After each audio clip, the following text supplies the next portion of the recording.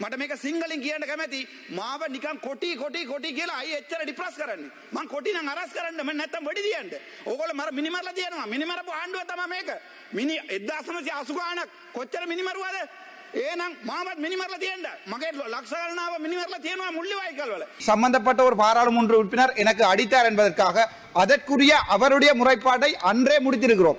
நான் செய்த முறைப்பாடு 36 நாட்கள் கடந்தும் இன்னும் கமிட்டி அமைக்கப்படவும் இல்லை, அதற்குரிய கேள்விகள் கேட்கப்படவும் இல்லை. 64 நாட்கள் ஒரு பாராளுமன்ற உறுப்பினரை கதைப்பதற்கு தாங்கள் இடம் கொடுக்காவிட்டால் அது அரசாங்கத்தினுடைய வெட்கங்கெட்ட செயல். ஏன் இவர்கள் பயப்படுகிறார்கள்? இன்றிலிருந்து இந்த அரசாங்கத்துக்கு என் மனதால் கொடுக்கின்ற சகல சப்போர்ட்களை நான் இல்லாத செய்கிறேன். இன்றிலிருந்து உண்மையான எதிர்க்கட்சியாக நான் இருப்பேன். ஏன் அரசாங்கம் பயப்படுகிறது? சாதாரணமான ஒரு சுயேட்சை குழு பாராளுமன்ற உறுப்பினர்களுக்கு. உங்களுக்கு முதுகெலும் இருந்தால் இன்றையிலிருந்து அந்த பிரச்சனையை முடித்து காட்டுங்க. அன்பார்ந்த பார்வையாளர்களே, உங்களுடைய நிறைந்த ஆதரவை வழங்கி எமது யாழ் டிவி சேனலை சப்ஸ்கிரைப் செய்யுங்க. எனினும் இன்னும் எமது சேனலை ஆரம்பித்து 1.5 வருடங்கள் ஆகியும் எமக்கான பார்வையாளர்களின் ஆதரவு குறைவாக உள்ளது. மேலும் எமது சேனலை சப்ஸ்கிரைப் செய்யாமல் 98% பார்வையிட்டு வர்றீங்க. உங்களுடைய ஆதரவு எமக்கு மிகவும் முக்கியமானது. எங்களை ஊக்குவிக்கவும் எமது செய்திகளை தடைகளின்றி உடனுக்குடன் அறிந்து கொள்ளவும் எமது சேனலை சப்ஸ்கிரைப் செய்யுங்க. மேலும் பெல் பட்டன் அழுத்தி எம்மை உற்சாகப்படுத்துங்க. இன்றிலிருந்து பாராளுமன்றம் ஆரம்பிக்கப்பட்டு மொத்தமாக 64 நாட்கள் கடந்திருக்கிறது. இன்றைய தினம் எனது முறைப்பாடு, எனது பாராளுமன்ற சிறப்புரிமை மீறப்பட்டிருக்கின்றது என்றது தொடர்பான எனது முறைப்பாட்டின் 36வது நாள் கடந்திருக்கிறது. உங்களுக்கு தெரியும், பாராளுமன்றத்திலே ஒரு பாராளுமன்ற உறுப்பினர் மக்களால் தெரிவு செய்யப்படுகின்ற போது மக்களின் பிரச்சனைகளை கதைப்பதற்காக நேரம் ஒதுக்க வேண்டும். அதற்காகத்தான் விகிதாசார முறை இருக்கிறது. இன்றிலிருந்து 64 நாட்கள் முதன்முறையாக நான் முறைப்பாடு செய்து 36 நாட்களின் பின்னர் எனது நேரம் ஒதுக்கவில்லை என்பதற்கான விடயத்தை பாராளுமன்றத்துக்கு சொல்வதற்கு முதலாவதாக இந்த பாராளுமன்றம் சந்தர்ப்பம் தந்திருக்கிறது. அந்த விதத்திலே எனது அரசாங்கத்தில் எனது நிலைப்பாடை நான் மாற்றிக்கொள்கிறேன். 64 நாட்கள் நான் காத்திருந்தேன் எனக்கு கதைப்பதற்கு நேரம் கிடைக்கும் என்பதற்காக. ஆனால் 36வது நாள் எனது முறைப்பாட்டின் பின்னர் 3 கமிட்டி அமைக்கப்பட்டிருக்கிறது. முதலாவது கமிட்டி சம்பந்தப்பட்ட ஒரு பாராளுமன்ற உறுப்பினர் எனக்கு அடித்தார் என்பதற்காக அதற்குரிய அவருடைய முறைப்பாட்டை அன்றே முடித்திருக்கிறோம். நான் செய்த முறைப்பாடு 36 நாட்கள் கடந்தும் இன்னும் கமிட்டி அமைக்கப்படவும் இல்லை, அதற்குரிய கேள்விகள் கேட்கப்படவும் இல்லை. அதன் 3வதாக நான் எனது நேரத்தை ஒதுக்கி தாருங்கள் என்று கேட்டதற்குரிய அந்த இது கூட மொத்தமாக 64 நாட்கள். நான் இதிலே இந்த கடிதத்திலே சொல்லியிருக்கிறேன். இந்த கடிதத்திலே சொல்லப்பட்டிருப்பது ஆங்கிலத்தில் என்பதால் நான் தமிழில் கதைக்க விரும்புகிறேன். என்னுடைய தமிழ் மக்கள் இதை தெளிவாக புரிந்து கொள்ளணும். ஏனென்றால் 64 நாட்கள் ஒரு பாராளுமன்ற உறுப்பினரை கதைப்பதற்கு தாங்கள் இடம் கொடுக்காவிட்டால் அது அரசாங்கத்தினுடைய வெட்கங்கெட்ட செயல். ஏன் இவர்கள் பயப்படுகிறார்கள்? சாதாரணமான ஒரு பாராளுமன்ற சுயேட்சை பாராளுமன்ற உறுப்பினர்கள் கதைப்பதற்குரிய நேரத்தை அல்லது அந்த நேரம் ஏன் அவர்கள் ஒதுக்கவில்லை என்பதற்காக ஒரு கமிட்டியை போன் பண்ணுவதற்காக 36 நாட்கள் நான் வெயிட் பண்ணி கொண்டிருக்கிறேன். இது எந்த வகையில் நியாயம்? 1976 இதில் உள்ள விஷயங்களை சொல்கிறேன். 1974 ஆண்டு தந்தை செல்வநாயகம் தெளிவாக சொல்லியிருக்கிறார், 2 சமூகங்களுக்கு இடையிலே ஒற்றுமை ஏற்பட வேண்டுமாக இருந்தால் ஒரு சமூகம் இன்னொரு சமூகத்தை மதிக்க வேண்டும். பாராளுமன்ற உறுப்பினராகிய எனக்கு 36 நாட்கள் கதைப்பதற்குரிய நேரம் ஒதுக்காமல் முதலாக கதைப்பதற்காக என்னுடைய சொந்த பிரச்சனையை கதைக்க வேண்டிய நிலைமையை இந்த அரசாங்கம் எனக்கு ஏற்படுத்தி இருக்கிறது. இன்றிலிருந்து இந்த அரசாங்கத்துக்கு என் மனதால் கொடுக்கின்ற சகல சப்போர்ட்களை நான் இல்லாத செய்கிறேன். இன்றிலிருந்து உண்மையான எதிர்க்கட்சியாக நான் இருப்பேன். ஆனால் நீங்கள் இன்றிலிருந்து ராமநாதன் அர்ச்சுனாவுடன் நீங்கள் கை நீட்டியதற்கான எனக்கு வழக்குகள் போடப்பட்ட 24 வழக்குகள், ஒரு தனிப்பட்ட வழக்கு கூட நான் வைத்தியராக இருந்தவரை இதுவரை போடப்பட்டதில்லை. 24 வழக்குகள் போடப்பட்டிருக்கிறது. ஒரு ஹெட்லைட் போட்டு வாகனம் ஓட்டியதற்காக அரஸ்ட் பண்ணுகிறார்கள். ஒரு சிங்கள எம்பியாக இருந்தால் உங்களால் ஒரு சிங்கள எம்பியை ஒரு பிசி சாஜர் பாராளுமன்றத்திலே தரப்பட்ட அந்த இதை எடுத்து காட்டிய போது photo honorable member can you stick பெரிய ஒரு எதிர்பார்ப்புடன் இருந்தேன் என்பிபி அரசாங்கத்தில். நான் மட்டுமில்ல, எனது யாழ்ப்பாணத்து மக்கள் 3 எம்பிக்களை தெரிவு செய்திருக்கிறார்கள் பெரிய ஒரு எதிர்பார்ப்போடு. ஆனால் நான் இங்கே பாராளுமன்றம் வந்து இன்று கூட ஏன் எனக்கு கதைப்பதற்கு நேரம் ஒதுக்கவில்லை? ஏன் நான் பாயிண்ட் ஆஃப் ஆர்டர் எடுத்து 1 மினிட் எத்தனை தரம் பாயிண்ட் ஆஃப் ஆர்டர் எடுத்து என்னுடைய பிரிவிலேஜ் இல்லாமல் பண்ணப்பட்டிருக்க என்று சொல்லி இருக்கிறேன். ஆனால் யாராவது இதை பற்றி கேட்கிறார்களா? இல்லை. தமிழ் சிங்கள மக்கள் ஒன்றாக வாழ வேண்டும் என்றால் உயரிய சபையாகிய பாராளுமன்றத்திலே உண்மையான விடயங்களை கதைப்பதற்கு நேரம் ஒதுக்க வேண்டும். ஏன் அரசாங்கம் பயப்படுகிறது? சாதாரணமான ஒரு சுயேட்சை குழு பாராளுமன்ற உறுப்பினர்களுக்கு. உங்களுக்கு முதுகெலும் இருந்தால் இன்றையிலிருந்து அந்த பிரச்சனையை முடித்து காட்டுங்க. கௌரவ அர்ஜுனா அவர்கள் முன்வைத்த சிறப்புரிமை பிரச்சனை தொடர்பாக பாராளுமன்ற சபாநாயகர் உள்ளிட்ட பிரதிநிதி சபாநாயகர் உங்களுடைய கடமை.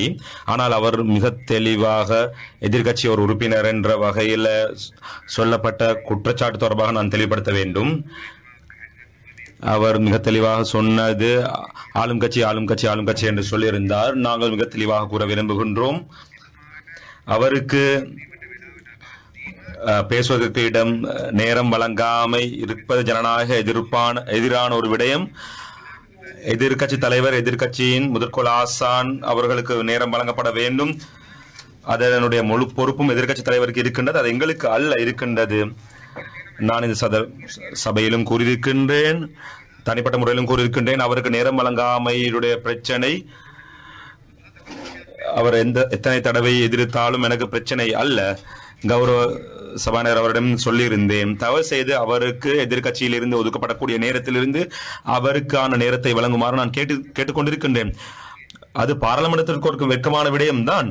ஆனால் அரசாங்கம் என்ற வகையில் நாங்கள் அவருடைய உரிமைக்காக நாங்கள் குரல் கொடுப்போம். ஏனைய துணை குழுக்களுக்கு கூட நியமித்திருக்கின்றோம். IPU, சாக் போன்ற குழுக்கள் நேற்று தினம் நடைபெற்றது. அதிகமான உறுப்பினர்கள் அந்தந்த குழுக்களுக்கு நியமிக்கப்படாமல் இருக்கின்றார்கள். ஒரு சில குழுக்களுக்கு 9 பேர் நியமிக்கப்பட்டிருக்கிறார்கள். ஆனால் ஒரு சில கட்சிகளில் ஒருவர் இருவர் மாத்திரமே இருக்கின்றார்கள். IPU-லும் CPU, சாக் போன்றவர்களே இன்னும் வெற்றிடங்கள் கிடந்தன. இவர்கள் மாத்திரம் அல்ல, இந்த மொட்டு கட்சியினுடைய உறுப்பினர்களையும் நாங்கள் பிரேரித்திருந்தோம் கௌரவ பெரியசபாநாயகர் அவர்களே. எனவே நாங்கள் சொல்ல விரும்புகின்றோம், அவருடைய சிறப்புரிமை தொடர்பான பிரச்சனை உங்களுடைய அலுவலர்களோடு அதிகாரிகளோடு சேர்ந்து நீங்கள் அர்ஜுனா உறுப்பினருடைய பிரச்சனையை தீர்க்க வேண்டும். இல்லவில்லாட்டால் இந்த பாராளுமன்றத்தை நடாத்தி செல்வதற்கு ஒரு தடையாக இருக்கும். அவருடைய ஏனைய விடயங்கள் தொடர்பாக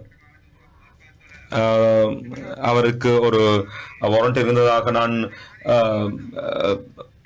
பத்திரிகையிலே ஒரு செய்தியை கண்டிருந்தேன். அதுக்கு அரசாங்கம் தொடர்பு அல்ல. அவர் ஏதாவது குற்றம் செய்தால் அதனை சட்ட ரீதியாக நடவடிக்கை எடுப்பார்கள். அவரை கைது செய்ய இருந்தால் அதனை சபாநாயகர் அவர்களுக்கு அறிவித்துதான் செய்ய வேண்டும். கௌரவ உறுப்பினர்களுக்கு சிங்களம் தமிழ் ஒரு பிரச்சனை அல்ல. நாங்கள் தேசிய ஒருமைப்பாட்டோடு இருந்து நாங்கள் வேலை செய்ய விரும்புகின்றோம். எங்களை அதற்காக வேண்டி விமர்சிக்க வேண்டாம். எந்த சந்தர்ப்பத்திலும் எங்களுக்கு அதில் விமர்சிக்க முடியாது. உங்களுடைய அறிக்கையை நான் கண்டதன் பின்னர் சபாநாயகர் செயலாளரிடமிருந்து அதனை நான் கொண்டு வந்து பார்த்தேன். நான் தயாராக இருக்கின்றேன். நீங்கள் கேட்டால் சில வேளை புதிய உறுப்பினர் என்ற வகையில் நீங்கள் அறியாமல் இருக்கலாம். நீங்கள் செய்த குற்றம் குற்றமாக இருக்கலாம், ஆனாலும் நீங்கள் ஒரு உறுப்பினர். எனவே உங்களை கைது செய்வதற்கு முன்னால் சபாநாயகருக்கு அறிவுறுத்த வேண்டும். அதனையும் நாங்கள் தயாரித்து வைத்திருக்கின்றோம். தயவு செய்து நான் சொல்ல விரும்புகின்றேன், அரசாங்கம் என்ற வகையில் நாங்கள் எங்களுடைய அனுதாபம் உங்களுக்கு இருக்கின்றது. கௌரவ சபாநாயகர் அவர்களே, தயவு செய்து இவர்களுடைய பேச விவாதிக்கும் உரிமையை இன்றைய நாளைக்குள்ளால் அவருக்கு வழங்குமாறு நாங்கள் கேட்டுக்கொள்கின்றோம். ஏனைய விடயங்களை அவர் நீதிமன்றங்கள் மூலமாக தீர்த்துக் கொள்வார். ஒரு உறுப்பினர் நான் செய்த தவறு என்று சொன்னார். எனக்கு 24 வழக்குகள் இருக்கின்ற மோசடிகள் பிடிப்பதாக சொன்ன அரசாங்கம் இன்று வரைக்கும் எவ்வளவு ஃபேஸ்புக்கிலே அவர்கள் ஷேர் பண்ணப்படுகின்றது என்று பாருங்கள். மன்னார் வைத்தியசாலையிலே கொலை செய்யப்படுகின்றார்கள். நான் சாதாரண உறுப்பினர் என்ற வகையில் நான் நியமிக்கப்பட்டது இப்போது. ஆனால் இதற்கு முன்னால் நான் ஒரு வைத்தியராக இருந்தேன். என்னுடைய நடத்தை பற்றி பல இடங்களிலே பேசப்பட்டு வருகின்றது. நான் அதனை சரி செய்வதற்கு நான் பேசுகின்றேன்.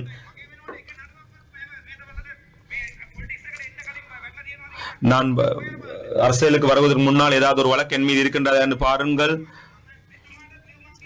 இவருக்கும் நான் ஒரு கடிதம் எழுதி கொடுத்திருக்கின்றேன். சபா முதல்வர் என்ற வகையிலே நான் ஒரு கடிதம் எழுதியிருக்கின்றேன். அவருக்கும் அது நான் என்னை விடுதலை புலிகளை சேர்ந்த ஒருவராக இருந்தால் என்னை கைது செய்யுங்கள் அல்லது என்னை கொலை செய்யுங்கள்.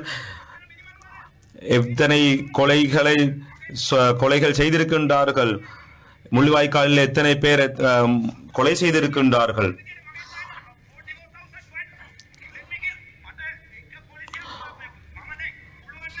முடியுமாக இருந்தால் ஜனாதிபதியிடம் இருந்து செல்ல சொல்லுங்கள். நான் ஃபுட்சிட்டிக்கு பயமில்லாமல் செல்வேன். எனக்கு ஏதாவது ஒரு பாதுகாப்பு வழங்கப்பட்டிருக்கின்றதா, வாகனம் வழங்கப்பட்டிருக்கின்றதா? நான் மன்னார் நீதிவான் முன்னால் 2 பேரை கொலை செய்தார்கள், தெய்வல் ஒருத்தரை கொலை செய்தார்கள். அதனுடைய பொறுப்பை அரசாங்கம் ஏற்றுக்கொள்ள வேண்டும். இது உங்களுடைய சிறப்புரிமை தொடர்பாக நீங்கள் எழுப்பிய கேள்வியுடன் தொடர்பானது அல்ல. கௌரவ பிரசபானர் அவர்களே, சபை முதல்வர் அவர்களால் எதிர்கட்சிக்காக சார்பாக பதிலளிக்க வேண்டிய ஒரு விடயத்தை எழுப்பியிருந்தார். எதிர்கட்சியில் இருக்கக்கூடிய அனைத்து உறுப்பினர்களுக்கு நாங்கள் மிக நியாயமான முறையிலே நாங்கள் ஒரு கலந்துரையாடலை நடாத்தி அதற்கான நேர காலங்களை நியமித்து வருகின்றோம். இதற்கு முன்னாலும் குறித்த உறுப்பினர் தொடர்பாகவும் ஒரு சர்ச்சைக்குரிய நிலைமை ஏற்பட்டது. எதிர்கட்சி அலுவலகத்தினுடைய அலுவலர் எங்களுடைய உறுப்பினர்களோடு ஏற்பட்ட ஒரு சர்ச்சை தொடர்பாகவும் பதியப்பட்டது. முன்னாள் சபாநாயகர் அவர்களுக்கும் இப்போதைய சபாநாயகர் அவர்களுக்கும் நாங்கள் அதனை தொடர்பாக நாங்கள் அறிக்கை ஒன்றை முன்வைத்திருக்கின்றோம். அதற்கான பதிலை வழங்குமாறும் நாங்கள் கேட்டிருக்கின்றோம். நேற்றைய தினம் சபாநாயகர் அவர்கள் எங்களோடு அது தொடர்பாக கலந்துரையாடி இருக்கின்றார். அந்த உறுப்பினர் தற்பொழுது சொல்லியிருந்தார், இன்றிலிருந்து அரசாங்கத்திற்கு எந்த விதமான ஒத்துழைப்பை வழங்க மாட்டேன் என்று எதிர்கட்சியை பிரதிநிதித்துவப்படுத்தக்கூடிய ஒருவராக எங்களுக்கு தெரிய வருகின்றது. ஒரு சில உறுப்பினர்களோடு நாங்கள் உடன்பாட்டுக்கு வந்தது போல அவருக்கு நேரத்தை நியமிப்பது, இடத்தை நியமிப்பது அது எங்களுடைய பொறுப்பாக இருந்து கொண்டிருக்கின்றது. அதற்கு உடன்படுவதாயின் எங்களுக்கு விதமான பிரச்சனை இல்லை, எங்களுக்கு தாராளமாக நேரத்தை வழங்க முடியும்.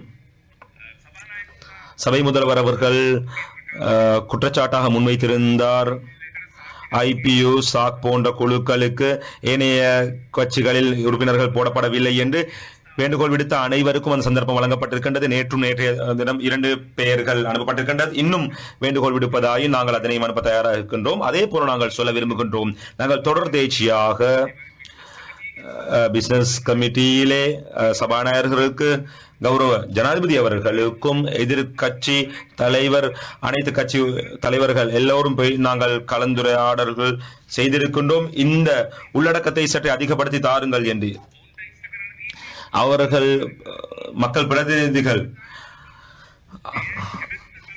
அரசாங்க பக்கத்தில் இருக்கக்கூடிய உறுப்பினர்களுக்கும் அமைச்சர்களுக்கும் பல சோழிகள் இருக்கின்றன. ஆனால் எங்களுக்கான இது ஒரு ஜனநாயக உரிமை. அதிகமான ஒரு சந்தர்ப்பத்தை எங்களுக்கு வழங்குமாறு நாங்கள் கேட்டிருக்கின்றோம். ஜனாதிபதி அவர்கள் எதிர்கட்சியில் இருக்கும் போது இது தொடர்பாக அதிகமாக அவர் சண்டை பிடித்து இருக்கின்றார்.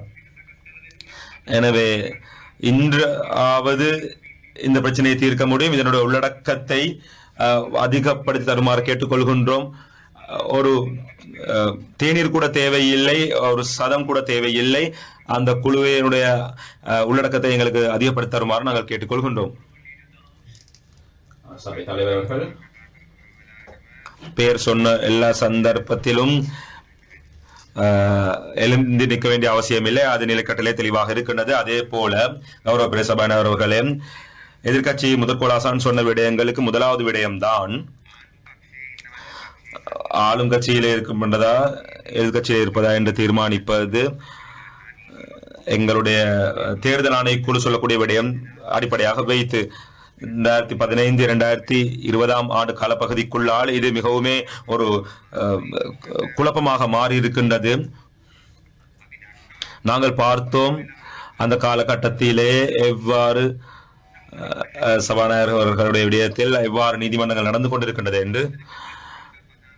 உறுப்பினர்கள் எந்த கட்சி என்று தீர்மானிப்பது தேர்தல் ஆணைக்குழு, நாட்டில் இருக்கக்கூடிய சட்டம். இதே பக்கத்தில் இருக்கக்கூடிய ஆளுங்கட்சியினுடைய உறுப்பினர்கள் அந்த அனைவரும் தவிர இந்த முன்னாள் வரிசையில் இருக்கக்கூடியவர்கள் எதிர்கட்சியை சேர்ந்தவர்கள். இது நாட்டினுடைய சட்டம். மிக தெளிவான ஒரு விடயம். மோசடியாக விவரிக்கக்கூடிய இங்கே ஒரு நிலைமை காணப்படுகின்றது. கிளீன் ஸ்ரீலங்காவுக்கு ஒத்துழைப்பு வழங்குவதாக சொல்லியிருக்கின்றீர்கள். தொண்டைக்கு தெரியாமல் நீங்கள் மருந்தை குடிக்க வேண்டாம், நேர்மையாக பேசுங்கள். தேசிய மக்கள் சக்திக்கு எந்த விதமான ஒரு பாதிப்பு இதிலே கிடையாது. வெளியே இருந்து உங்களுக்கு விருப்பமாயின் உங்களுக்கு உதவி செய்ய முடியும், நாங்கள் அதனை மதிக்கின்றோம். ஆனால் நீங்கள் செய்த விடயம்தான், நீங்கள் ஜனநாயகத்தை இங்கே பேசுகின்றீர்கள், சந்தர்ப்பத்தை வழங்காமையிட்டு. ஆனால் உங்களுடைய ஒரு எதிர்கட்சியை சேர்ந்த ஒருவருக்கு நீங்கள் அந்த உரிமையை வழங்காமல் இருக்கின்றீர்கள். அவர் சொன்ன ஒரு வார்த்தையை கூறி பிடித்துக் கொண்டு இன்றுதான் அவர் அரசாங்கத்தை எதிர்த்திருக்கின்றார், இதுவரை காலம் எதிர்க்கவில்லை என்று நீங்கள் சொல்லிக் கொண்டிருந்திருக்கின்றீர்கள்.